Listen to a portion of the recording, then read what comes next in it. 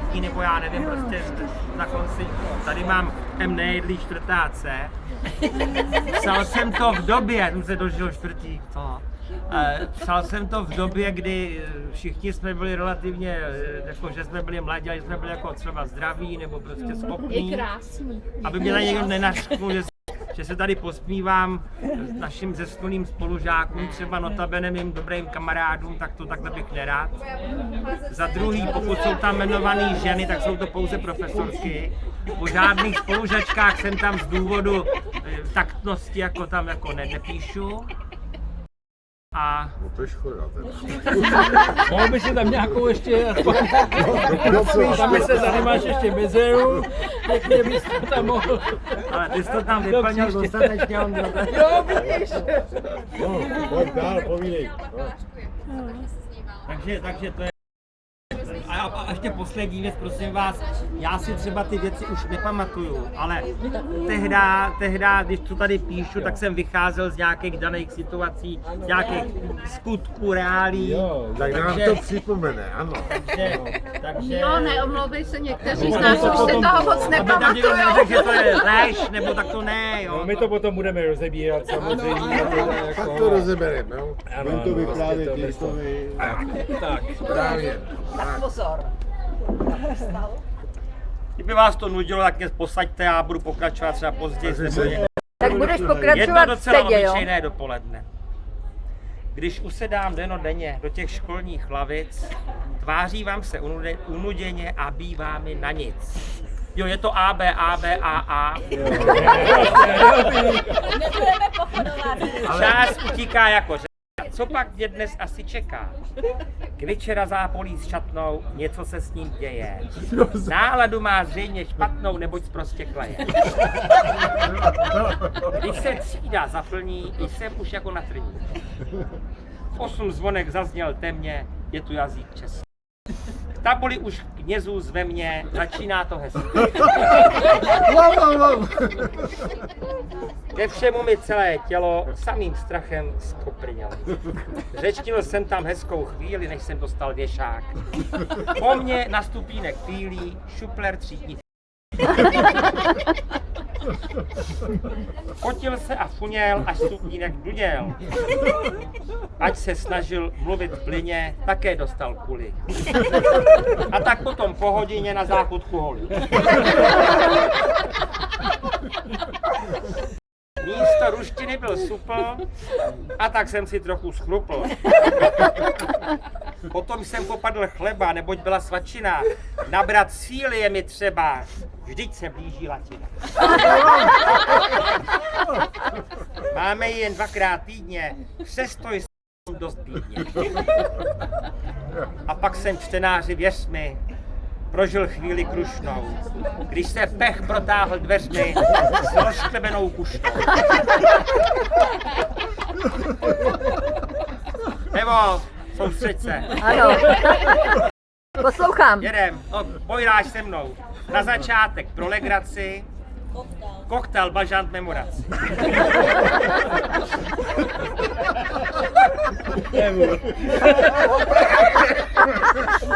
Pech se naštval přenáramně, do lavice zpátky. Potom přišla řada na mě, měl jsem přednést epitaf. Pokud nemám nápovědu, latinsky moc nedovedu. Ve třídě bylo jak v úle, já se snažil ze všech sil. Pech ale přec ke vší smůle kolaříka odhalil. Kolaříku podvodníku dal se do hrozného křiku. Veliká je moje zloba. Nápovědu nemám rád. 6 dostanete oba, tak vás přejdou roupy snad.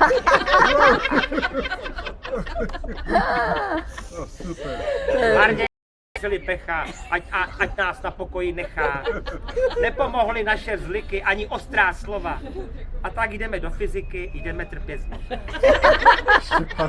Ve fyzice tam se přeci dějí často hrozné věci. Štěpánová v roli kata. Tváři úsměv nakyslý, do třídy už rychle chvátá, co si na nás vymyslí. Drahouškové darebáci, píšeme písemnou práci. pořadáku třídu dělí A, B, A, B, A, B.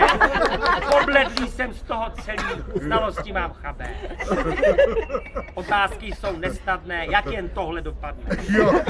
Pomozte mi všichni svatí, ševelíme rtíky. Za blbost se všude platí, strach mám převelit. Nepřilnul jsem k té větě. Písemka dopadla bledě.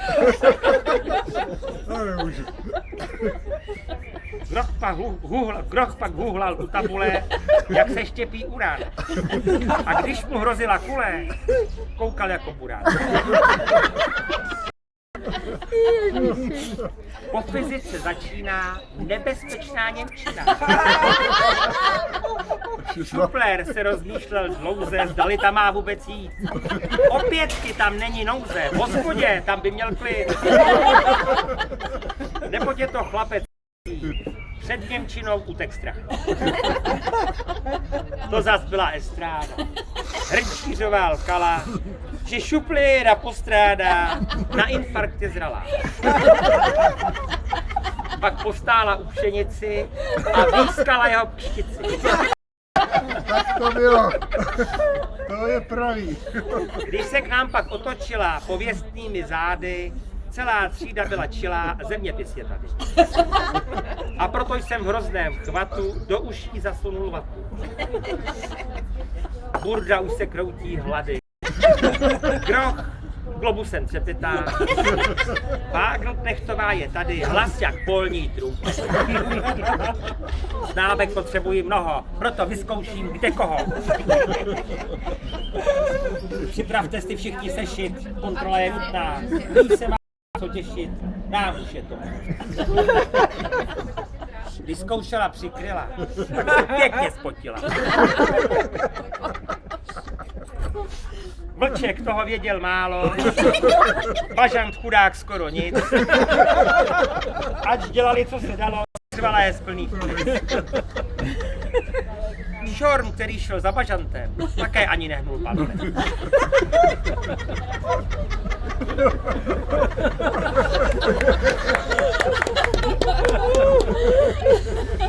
Profesorka Zubicení, znám vás jak si boty. Zase nejste připravení. Kolaříku, co ty? Kolařík jen oči klopí, vůbec neví, kde jsou tropy.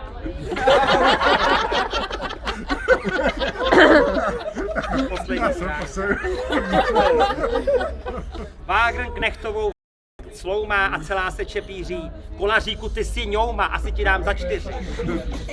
Groch řve k sakru, slzy roní, dost masakru, vždyť už zvoní.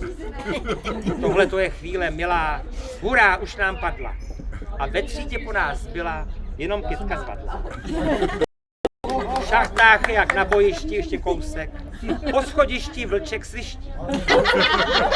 Studenti teď nelení, zapráší se jen, běží jako jeleni, pryč z budovy, ven. K večera ten nemá stání. Už zase cigáro.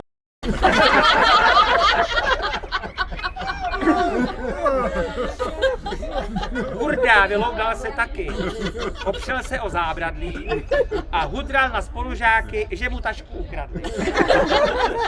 Máká epizoda tam. Já zvolna kráčel a poslouchal šelest stromů.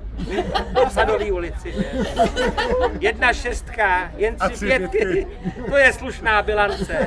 Koupil jsem si 1 latky a dal jsem se do tance. Tak vám děkuji za pozornost. To bylo moje, ano. To bylo na mě. 1,6, 3 5. To sekání je těžko. Jo, to je lepší, než ta tvoje detektivka. No, To jo. A ta nebyla špatná. Ta nebyla špatná, jo. Ano, Ale tohle je... To je dobrý, jako, že To je dobrý, jo. mladěz, tak to Potom ta katarze teda Dopsal, jo, ale je to, jo, tam